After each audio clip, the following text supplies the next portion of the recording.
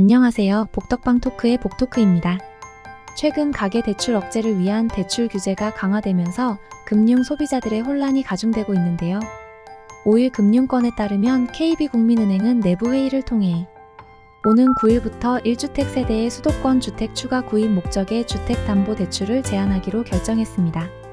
이는 기존의 7월 29일 이후 다주택자, 2주택 이상에게 주택구입자금 신규 대출을 제한했던 것을 1주택자까지 확대 적용하는 조치입니다. 동시에 KB국민은행은 신용대출 한도를 연소득 이내로 제한하는 방침도 같은 날부터 시행합니다. 우리은행 또한 9일부터 주택을 보유한 유주택자에 대한 대출 규제를 강화할 예정인데요.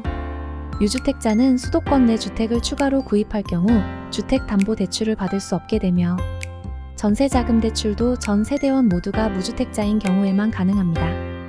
이로 인해 중소기업 청년대출이나 버팀목 전세대출을 원하는 소비자들은 이미 은행마다 다른 가이드라인으로 어려움을 겪고 있으며 갑작스럽게 직장을 옮기거나 집을 팔기 어려운 실수요자들에게는 큰 부담이 될 수 있습니다. 특히 주요 5대 은행인 KB국민, 신한, 하나, 우리, NH농협은 최근 조건부 전세자금 대출 취급 제한을 강화하고 있습니다. 은행들은 신규 분양주택에 대한 전세 대출 가이드라인을 재정비하여 일반 분양주택을 포함한 모든 주택에 대해 조건부 전세자금 대출을 일괄적으로 제한하고 있는데요. 이는 임차인이 전세 대출을 받아 그 보증금으로 분양대금을 완납하는 방식을 차단함으로써 갭투자를 통한 투기성 거래를 방지하려는 의도로 해석됩니다. 이러한 규제의 대표적인 사례로 서울 둔촌 주공 아파트 재건축 단지가 꼽히고 있습니다. KB국민은행과 우리은행의 경우 둔촌 주공 아파트를 재건축한 올림픽파크 포레온의 일반 분양자가 이미 분양대금 잔금을 모두 납부했더라도 소유권 이전 등기가 완료되지 않았다면 세입자에게 전세 대출을 제공하지 않는 방침을 고수하고 있습니다. 반면 NH농협은행은 대출 실행 전에 임대인의 분양대금 완납이 확인되면 세입자에게 전세 자금 대출을 내줄 수 있다는 입장을 보이고 있어 같은 조건이라도 은행마다 다른 대출 기준이 적용되고 있는 실정입니다. 더 나아가 이러한 대출 규제는 갭투자뿐만 아니라 실수요자들에게도 영향을 미치고 있습니다. KB국민은행은 9일 이후에도 실수요자 보호를 위해 이사나 갈아타기 등 실수요자의 경우 기존 보유주택을 처분하는 조건으로 주택담보대출을 허용하기로 했습니다.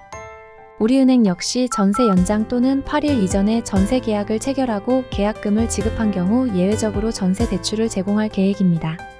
하지만 금융당국의 명확한 지침이 없고 은행별로 규제가 상이해 소비자들의 혼란은 더욱 커지고 있습니다. 이복현 금융감독원장은 갭투자 등 투기 수요 대출을 관리하는 것은 바람직하지만 실수요자까지 제약하지 않도록 세심하게 관리할 필요가 있다고 강조하며 실수요자 보호의 필요성을 언급했습니다. 그러나 이와 같은 발언이 오히려 금융권의 혼란을 가중시키고 있다는 지적이 나오고 있습니다. 한 시중은행 관계자는 금감원장의 발언으로 인해 내부적으로 대출 규제를 완화해야 할지 고민 중이라며 어려움을 토로했습니다. 은행별로도 상이한 대출 규제는 실수요자들에게 불편을 주고 있습니다. KB국민은행과 우리은행은 1주택자에 대한 주택담보대출을 제한하고 있지만 신한은행, 하나은행, NH농협은행에서는 여전히 대출이 가능하다는 입장을 유지하고 있습니다.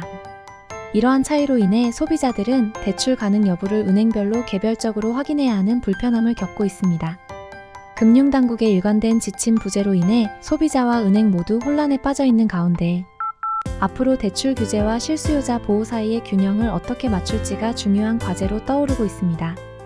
시청해주셔서 감사합니다.